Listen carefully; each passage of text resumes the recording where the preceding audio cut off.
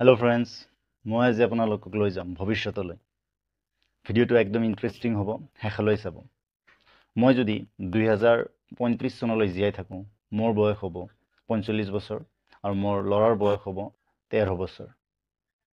আৰু তেতিয়া মোৰ ল'ৰাই হয়তো 9-10ত পঢ়িব আৰু সিহঁতৰ পাঠ্যপুথিত জুবিন গাৰ্গৰ বিষয়ে লিখা থাকিব। আৰু ল'ৰাই মোক সুধিব, দেউতা জুবিন গাৰ্গৰ বিষয়ে কিবা জানানে? তেখেত বোলে ভাল গায়ক আছিল, ওচৰৰ পৰা দেখিছানে? তেতিয়া মই কম, অকল গায়ক নাছিল, জুবিন গাৰ্গ এটি নাম নহয়, প্ৰতিজন অসমীয়াৰ আৱেগ আছিল।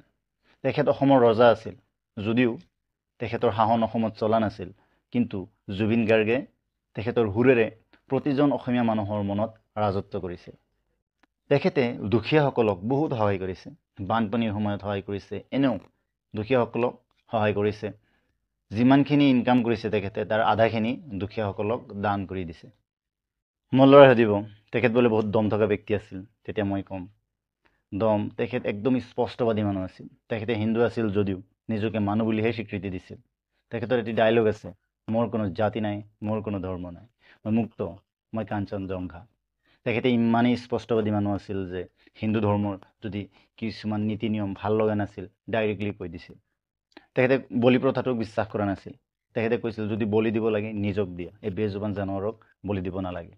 তো ইমানেই স্পষ্টবাদী মানুহ আছিল। আৰু তেখেতে চৰকাৰকো ভয় কৰা নাছিল, যিটো সত্য সেইটোৱে কৈছিল।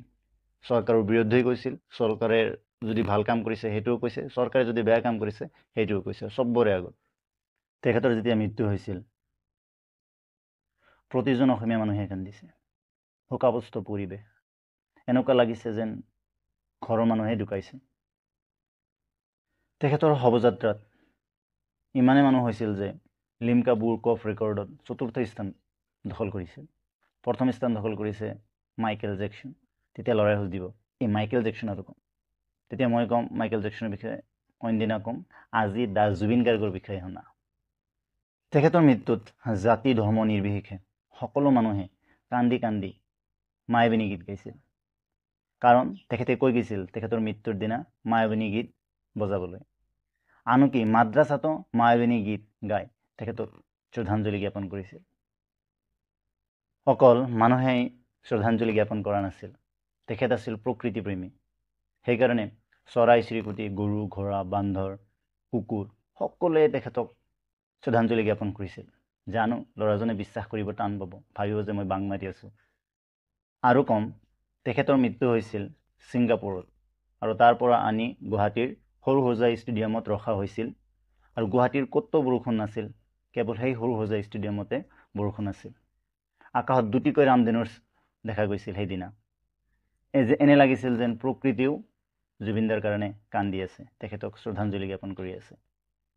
প্ৰকৃতিক ভাল পালে যে প্ৰকৃতিও ভাল পায়, নিজ চকুৰে প্ৰত্যক্ষ কৰিছিল, কৈ শেষ কৰিব নোৱাৰিম। মোৰ ল'ৰাটোৱে ক'ব, তেখেতৰতো কোনো ধৰ্ম নাছিল, কোনো ধৰ্ম বিশ্বাস কৰা নাছিল, গতিকে তেখেত নাস্তিক আছিল। তেতিয়া মই ক'ম, যি ভাবা, যিহেতু ধৰ্ম বিশ্বাস কৰা নাছিল, তুমি তেখেতক নাস্তিক বুলি ভাবিব পাৰা, কিন্তু এটা কথা মনত ৰাখিবা, তেখেত মৰাৰ পিছত, মৃত্যুৰ পিছত মানুহে তেখেতক ভগৱান বুলি ভাবিছিল, ভগৱানৰ এটি আত্মা বুলি ভাবিছিল, ভগৱানৰ ল'ৰা বুলি ভাবিছিল। তেখেতৰ যিটো সমাধি ক্ষেত্ৰ, সেই সমাধি ক্ষেত্ৰ মন্দিৰলৈ পৰিৱৰ্তন হৈ গৈছিল। আৰু শেষত ল'ৰাজনক ক'ম, তুমি এনেকুৱা কৰ্ম কৰা যাতে যুগে যুগে মানুহে তোমাক স্মৰণ কৰে। ইতিহাস ৰচিবলৈ হ'লে তুমি জুবিন গাৰ্গৰ দৰে হ'ব লাগিব। আৰু আজিৰ পৰা জুবিন গাৰ্গ বুলি নক'বা দেই, জুবিন গাৰ্গ বুলি ক'বা, কাৰণ তেখেত অন এণ্ড অনলি। তো ভিডিঅ'টো কেনেকুৱা লাগিছে নিশ্চয় কমেণ্ট কৰি জনাব। ইউটিউবত যদি চাই আছে চেনেলটো ছাবস্ক্ৰাইব কৰিব, আৰু ফেচবুকত যদি চাই আছে মোৰ পেজটো ফ'ল' কৰিব, লাইক আৰু শ্বেয়াৰ কৰিবলৈ নাপাহৰিব। ধন্যবাদ।